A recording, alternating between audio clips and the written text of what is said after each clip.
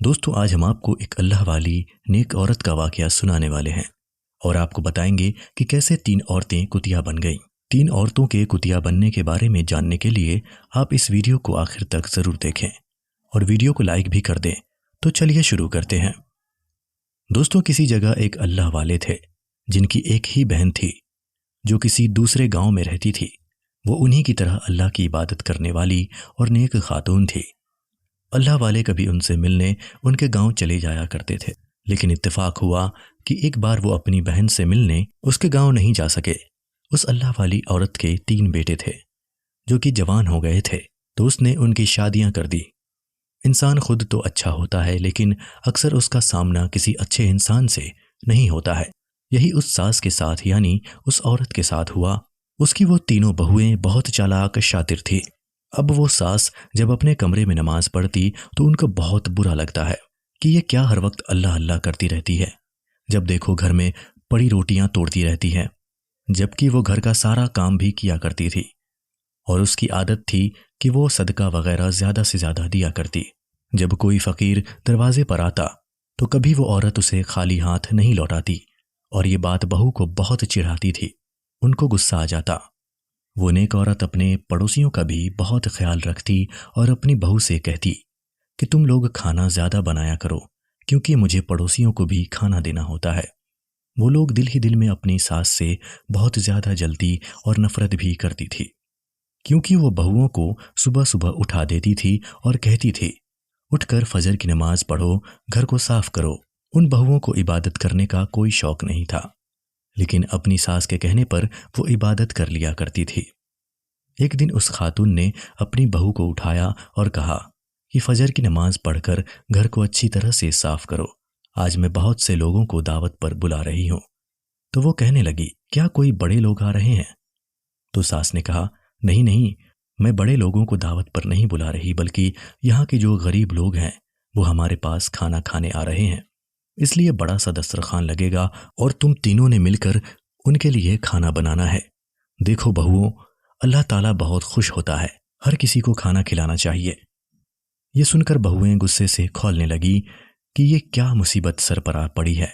जब से इस घर में आए हैं बस खाना ही पकाते रहें, कभी ये गरीब, कभी वो यतीम, कभी कोई बेवा, कभी कोई नादार, कभी कोई मिस्कीन, कभी कोई फकीर। न जाने ये बुढ़िया हमारे पीछे क्यों लग गई है और इसके पास इतना पैसा आता कहाँ से है जो ये इतने सारे लोगों को खाना खिलाती है। वो अपने शौहरों से पूछती कि आखिर आपकी माँ के पास कोई जायदाद है? तो वो कहते, हमारी माँ को सदका व खैरात करने का बहुत शौक है। ये खानदान ही कुछ ऐसा है कि यहाँ पर नेकियों को पसंद किया जाता है, इसलिए तुम वही करो जो हमारी माँ चाहती है। शौहर तो काम पर चले जाते थे। वो अपनी माँ के वैसे तो फर्माबरदार थे, लेकिन उसकी पीठ पीछे उनकी बीवियां साजिश रचा रही थी और अपने शौहरों के कान भी भरा करती थी। वो तीनों यही चाहती थी कि किस तरह अपनी बूढ़ी सास को हम इतना तंग करें कि हमसे ये परेशान होकर यहाँ से भाग जाए, लेकिन अल्लाह की करनी कि कभी वो उसको तकलीफ नहीं पहुंचा सकी थी। एक दिन जब सास अपने कमरे में सोने के लिए गई तो तीनों को आपस में इकट्ठे बैठकर बातें करने का मौका मिल गया। एक बहू कहने लगी, मैं तो अब थक गई हूं, पता नहीं इस बुढ़िया से हमारा कब पीछा छूटेगा, कब ये दुनिया छोड़कर जाएगी, ताकि हम लोग सुकून की सांस ले सकें।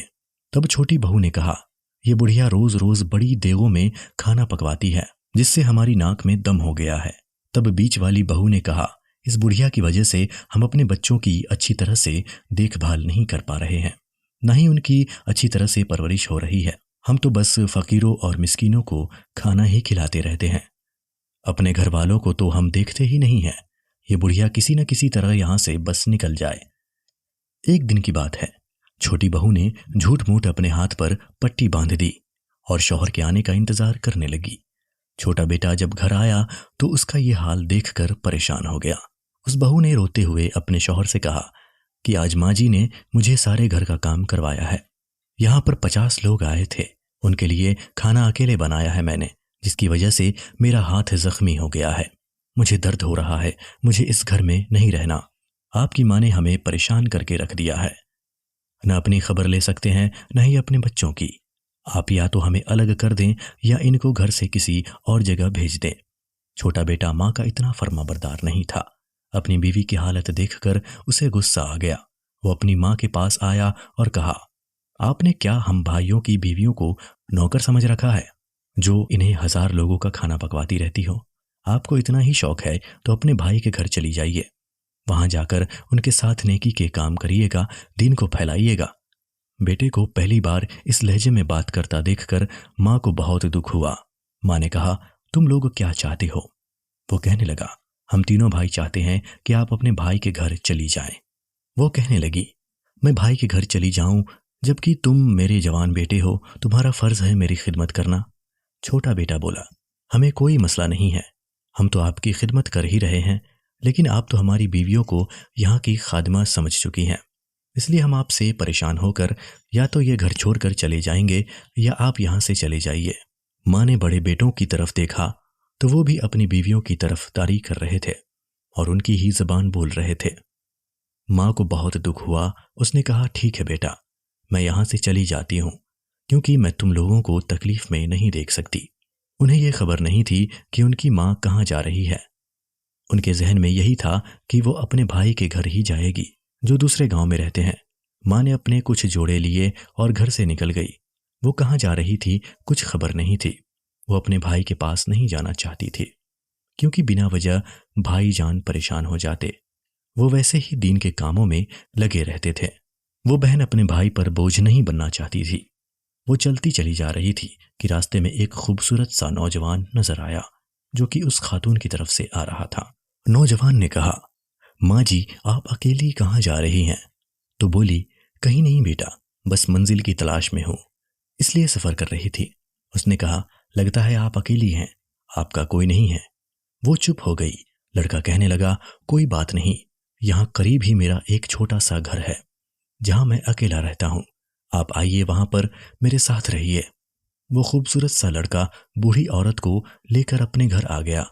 वो बहुत ही छोटा लेकिन सुकून वाला घर था, जो जंगल के बीचों बीच बना हुआ था। उस घर के सामने एक साफ शफाफ नदी बह रही थी। बूढ़ी माँ ने कहा, बेटा, तुम तो बहुत अच्छी जगह रहते हो, क्या तुम्हारा इस दुनिया में कोई नहीं है? उसने कहा, नहीं, मैं यतीम हूं, इसलिए आप मेरी माँ है, आप यहां पर रहिएगा, मुझे अच्छा लगेगा। उस बूढ़ी औरत ने अल्लाह का शुक्र अदा किया और कहा कि मैं नमाज पढ़ना चाहती हूँ। लड़के ने औरत को कमरा दिखा दिया और कहा कि आप यहाँ पर रहिए और अपनी इबादत करें, और जितना दिल चाहे नमाज पढ़िए। उसके बाद वो लड़का वहां से चला गया। बूढ़ी खातून हैरान इस बात पर थी कि इतना जवान होकर भी अल्लाह का नेक बंदा यानी इबादत गुजार था। हर वक्त नमाज पढ़ता रहता था और कभी घर में होता और कभी घर से चला जाता था। वो वहां आकर बहुत चुप हो गई थी। जिस माँ को उसके बेटे ही घर से निकाल दें, वो माँ भला कैसे किसी से अब सवाल कर सकती थी? बस अल्लाह ताला से दुआ करती, या अल्लाह, तू मेरी नेकियों को देखता है, बस मुझे रुस्वा ना करना और किसी का मोहताज नहीं करना। तू जानता है कि मुझे गरीबों को खाना खिलाना कितना अच्छा लगता है, लेकिन मेरे बेटों ने तो इसी वजह से मुझे घर से निकाल दिया है। मैं उनसे कोई शिकवा नहीं करती, न ही उन्हें बुरा भला कहना चाहती हूँ, न ही बद्दुआ देती हूँ। बस दिल उदास इसलिए होता है कि मैं यहाँ किसी को खाना नहीं खिला सकती। वो अब यही सोच रही थी, दरवाजे पर दस्तक हुई। देखा तो वहां पर बहुत से फकीर और औरतें खड़ी थीं। उन्होंने कहा, आप लोग यहाँ पर किस लिए आए हैं? कहने लगे, हमने सुना है कि यहाँ पर खाना खिलाया जा रहा है। बूढ़ी औरत ने कहा, नहीं बेटा, यहाँ पर तो कोई भी खाना खिलाने वाला नहीं, न ही मैंने खाना बनाया है। वो कहने लगे, अरे आप कैसी बातें करती हैं बूढ़ी माई? वो देखिए, देगे पक रही हैं। बाहर जाकर देखा तो वहां सच में बड़ी बड़ी देगों में खाना पक रहा था। उन्हें कौन पका रहा था कुछ नहीं पता था। वो लड़का भी वहां पर नजर नहीं आ रहा था। बहरहाल दस्तरखान तो लग ही चुका था। सब लोगों ने खाना खाया। बूढ़ी माँ ने भी खाना खाया और अल्लाह पाक का शुक्र अदा किया और कहा, या अल्लाह, तूने मेरी दुआ को इस तरह सुना। मैं तो बस सोच ही रही थी और ये खाना खुद ब खुद पक गया। ये कैसे हुआ मैं नहीं जानती, फिर भी तेरा लाख लाख शुक्र है। वो समझ रही थी कि ये दस्तरखान सिर्फ एक दिन के लिए लगा है, पर ऐसा नहीं था। वो जब भी फजर की नमाज पढ़ने के बाद बाहर आती तो वहां पर देगें पक रही होती, खुद ब खुद खाना पक रहा होता और लोग वहां आ जाते। लंगर चलता रहता। पर वो लड़का उसी वक्त वहां से कहीं चला जाता। वो औरत समझ गई थी कि इसमें कोई न कोई राज है। ये लड़का अल्लाह का कोई नेक बंदा है। कुछ राज ऐसे होते हैं जिनको खोलना मुनासिब नहीं होता है, इसलिए वो भी खामोश थी। खाना तो खुद ब खुद पकता था, पकाने वाला कौन था नजर नहीं आता था। अब इस बात की शोहरत अब गांव में होने लगी। वो गांव जहां पर उस औरत के अपने बच्चे रहते थे। तीनों बहुओं के कानों तक भी खबर पहुंच चुकी थी कि जंगल में एक ऐसा घर है जहां पर बस खाना ही पकता रहता है, देगें चढ़ी रहती हैं। गांव के जितने गरीब और गुरबा हैं, फकीर हैं, मिस्कीन हैं और जिनके घर खाना नहीं होता, वो तो वहीं पर जाकर खाना खाकर आते हैं। कोई भी अब खाली पेट नहीं रहता है, भूखा नहीं सोता है। उन तीनों ने सोचा, चलो हम भी वहां जाकर देखते हैं, ये कौन है जो इस कदर बड़ा दस्तरखान लगा रहा है। एक दिन वो तीनों बहुएं शहरों से छुपकर जंगल में पहुंची। वहां एक छोटा सा घर बना हुआ था और उस घर के अंदर कौन था ये तो नहीं पता था, पर बाहर बड़ी बड़ी देगें पक रही थी। लोग खाना भी खा रहे थे। उनको भी खाने के लिए बुलाया गया तो उन्होंने बहुत ही खराब शक्ल बनाकर कहा, नहीं भाई, हम सदका और खैरात वाले खाने नहीं खाते, हम कोई फकीर या भिखारी थोड़ी हैं। एक औरत ने कहा, ऐसी बात नहीं है, ये खाना बहुत शिफा वाला है। हमने सुना है जो ये खाना खाता है और अगर वो बीमार होता है तो वो सेहतमंद भी हो जाया करता है। वो कहने लगी, हम इन बातों को यकीन नहीं करते हैं, हम वैसे ही अपनी सास की वजह से बहुत आजिज हैं। फिर एक बहू बोली, अच्छा ये बताओ, ये घर किसका है?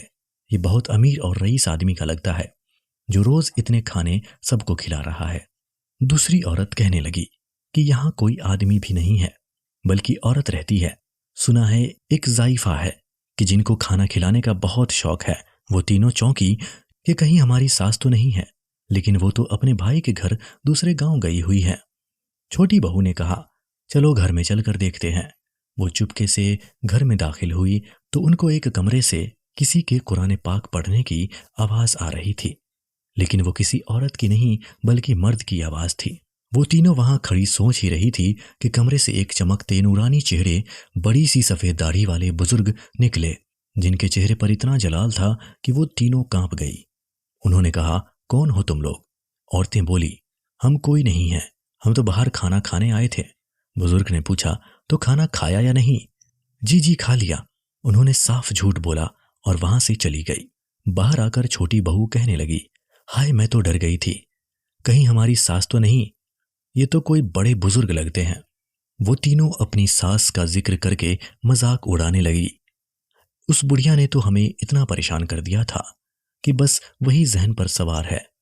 अच्छा है वो हमें नहीं मिली और खाना भी हमने नहीं खाया, न जाने कौन सा सदका खैरात वाला खाना है। वो तीनों इसी तरह बदजुबानी और गुस्ताखी कर रही थी कि एक बहू चीख पड़ी, अरे मुझे क्या हो रहा है? दोनों बहुओं ने मुड़कर उसे देखा तो उसका चेहरा बदल रहा था। उन दोनों बहू को भी अपने अंदर बदलाव महसूस होने लगा और फिर देखते ही देखते वो तीनों कुतिया की शक्ल में बदल गई। यानी वो तीन औरतें कुतिया बन गई। अब उनके मुंह से इंसानी जबान कहाँ थी। वो किसी न किसी तरह घर पहुंची, पर वहां पर उनके शौहर बैठे हुए थे। जो तीन कुतियों को घर में घुसता देखा तो वो उनके पीछे डंडा लेकर भागे। वो डरी सहमी बाहर आ गई और किसी दीवार के पीछे छुप गई। उन्हें समझ नहीं आ रहा था कि वो इंसान से जानवर कैसे बन गई। दीवार के पीछे छुपकर वो रोने लगी कि शौहरों की आवाज आने लगी। एक शौहर कह रहा था, न जाने हमारी बीवियां कहाँ चली गई हैं, उनकी कोई भी खबर नहीं है, हर जगह ढूंढ लिया है, हमें बताकर भी तो नहीं जाती। अगर वो तीनों उनके सामने आती तो फिर से वो उन्हें मारने के लिए भागते, इसलिए वो मजबूरन उनके सामने नहीं आ सकती थी। इंसान से एक जानवर बनते हुए उनको महसूस हो रहा था कि एक इंसान को अल्लाह पाक ने क्या दर्जा दिया है और हम कदर नहीं करते बल्कि नाशुक्री करते हैं। यहाँ पर तीनों बेटे परेशान थे। अपनी माँ की तो उनको कोई फिक्र नहीं थी, लेकिन बीवियों की जरूर फिक्र थी कि वो कहाँ गई हैं। दिन गुजरते रहे, लेकिन उनको तलाश करने पर भी अपनी बीवियां नजर नहीं आई, बल्कि उनकी तीनों बीवियां वहीं खड़ी रहती थी, भूखी रहती थी, पर वो भगा दी जाती थी। न बच्चे माँ को पहचान रहे थे, न शौहर। उन तीनों के पास आंसू बहाने के सिवा कोई और चारा नहीं था। जब इस हालत में कई दिन गुजर गए तो सबसे छोटी कुतिया अपनी जुबान में दोनों से कहने लगी, हम जंगल में उसी जगह जाते हैं जहाँ पर वो खाना खिलाया जाता है। हो सकता है वो खाना खाकर हमें फिर से हमारी शक्ल मिल जाए, हम इंसानी हालत में आ जाएं। यह सुनकर वो तीनों जंगल की तरफ चली गई। वहां पर अब भी खाना खिलाया जा रहा था। उन गरीब भिखारी ने उनको वहां से भगाना शुरू कर दिया। कोई लात मार रहा था, कोई उनको धुतकार रहा था, क्योंकि वो इंसान नहीं जानवर थी। अब पता चला कि जो रवैया वो किसी फकीर के साथ रखती थी, आज वही उनके साथ हो रहा था। सब पलट कर मिल रहा था। तीनों आंसू बहाने लगी कि किसी तरह उनको कोई खाना खिला दे। उतने में वही खूबसूरत नौजवान उन तीनों कुतियों के पास आया और उनको कहा, लगता है तुम लोग भूखी हो, लेकिन यह खाना तुम्हारे लिए नहीं है। ये खाना उनके लिए है जो इंसान है, वो इंसान जिनके दिल में इंसानों का दर्द है, हर एक का दर्द है, जो तुम लोगों के अंदर नहीं, जिन्होंने हमेशा लोगों के साथ बुरा रवैया रखा है, जो एक जायफा के दिल को तोड़ चुकी है। वो तो वैसे ही अपनी उस हालत से परेशान थी, अब ना समझने की कैफियत में उस नौजवान को देख रही थी। नौजवान ने कहा, मुझे पता है कि तुम लोग कभी इंसान थी और ये तुम्हारी शक्लें तुम्हारी अपनी हरकतों की वजह से बिगड़ी है। चलो मेरे साथ। उन तीनों को पकड़कर वो घर ले आया। यहां पर वही बड़े बुजुर्ग अल्लाह वाले थे।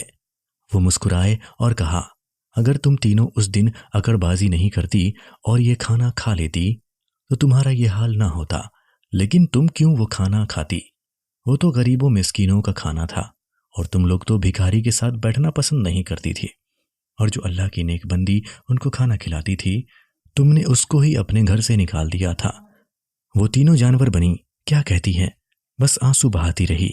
अल्लाह वाले ने कहा, अल्लाह के हुक्म से तुम इंसानों की तरह बोलने लग जाओ और कहो अपने जुर्म के बारे में। अल्लाह पाक के हुक्म से वो जानवर इंसान की तरह बोलने लगी। एक छोटी बहू ने कहा, हम मानते हैं हमने हमेशा गुरूर किया, तकब्बुर किया और एक बूढ़ी माँ का दिल दुखाया, उससे नफरत की, उससे जलते थे। लेकिन आप कौन हैं और आपको ये सब कैसे पता है? अल्लाह वाले ने कहा, वो बूढ़ी माँ जिसका तुमने दिल दुखाकर उसे घर से निकाला, उसके बेटों को उसके खिलाफ बरगलाया, वो कोई और नहीं, मेरी बहन है। वो औरतें बोली, पर क्या वो आपके पास नहीं गई थी? बुजुर्ग बोले, नहीं, वो मेरे पास नहीं आती, वो आ ही नहीं सकती थी। वो खुदा तरस औरत, खुदार औरत थी। वो हरगिज बर्दाश्त नहीं करती कि उसका भाई उसे पाले। तुम नहीं जानती कि मेरी बहन के पास मैंने अपना खास आदमी भेजा हुआ था जो तुम लोगों को नजर नहीं आता था, और जब मेरी बहन मुश्किल में आई तो इसने ही मेरी बहन को इस घर में ठहराया।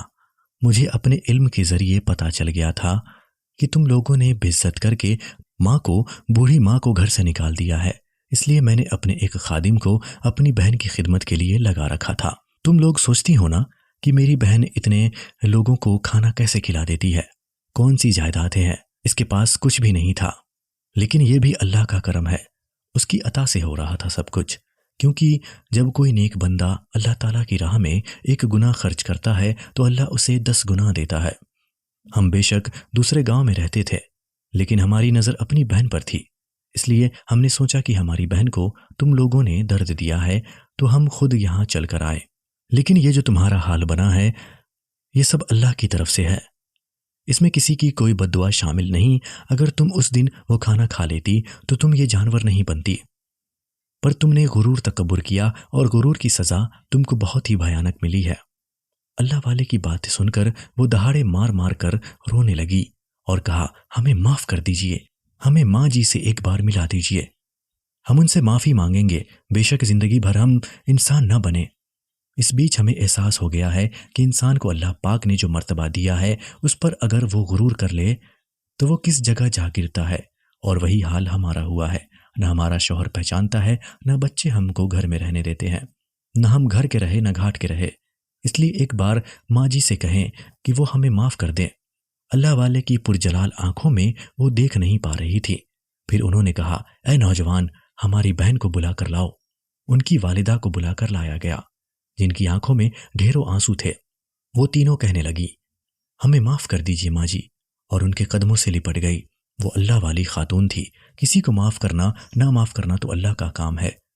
वो कहने लगी, बहुओं, मैंने तुमसे कोई नाराजगी जाहिर नहीं की, न ही मैंने तुमसे कोई गिला रखा, न ही मैंने तुम लोगों को कोई बद्दुआ दी है, न ही कोसा है। सदका और खैरात तो बुरी बलाओं से बचाता है, बुरी मौत से बचाता है, बुरी बीमारी से बचाता है। मैं तो इसलिए ज़्यादा से ज़्यादा खैरात करती थी ताकि मेरे बच्चे इन आफात से बच जाएं, लेकिन तुम लोगों ने ही मुझे घर से निकाल दिया। देखो, मेरे रब ने मुझे बेआसरा ना छोड़ा, इसलिए मेरा दिल साफ है। मेरे दिल में तुम्हारे लिए कोई बुराई नहीं। एक बहू कहने लगी, माँ जी, आपने हमें माफ़ कर दिया, आप कितने बड़े दिल की मालिक हैं। अब हम यहाँ से चलते हैं, हम उम्र भर इसी शक्ल में रहेंगे क्योंकि यही हमारी सज़ा है। वो रोती रही, वहाँ से जाने लगी तो उन्होंने कहा, नहीं, इस हालत में तुम लोग नहीं जाओगी, बल्कि तुम लोगों को बहुत शर्मिंदगी है और मुझे तुम लोगों को जानवर बना देखकर अच्छा महसूस नहीं हो रहा है। उन्होंने अपने भाई अल्लाह वाले की तरफ देखा और कहा, भाईजान, इनके लिए दुआ कीजिए ना। बुजुर्ग कहने लगे, इन तीनों से कहो कि अपने शौहरों को बुला कर लाए।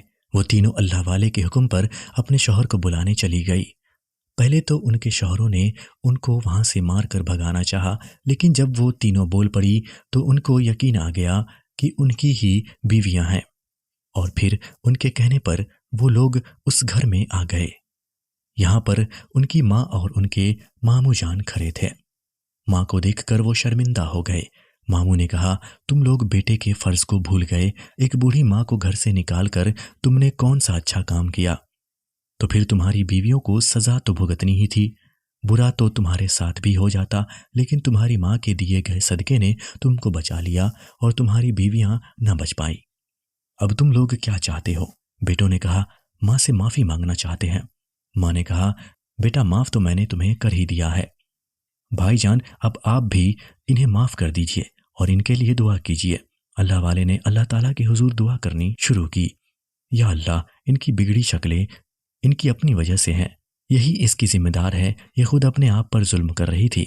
बेशक इंसान जालिम है, अपने ऊपर जुल्म खुद करता है, पर तू माफ करने वाला मेहरबान है। एक माँ के सदके खैरात तुफैल तू इसकी बहू को फिर से इंसानी शक्ल में ले आ। अल्लाह वाले की दुआ कबूल हुई और वो तीनों फिर से कुतिया से इंसान बन गई।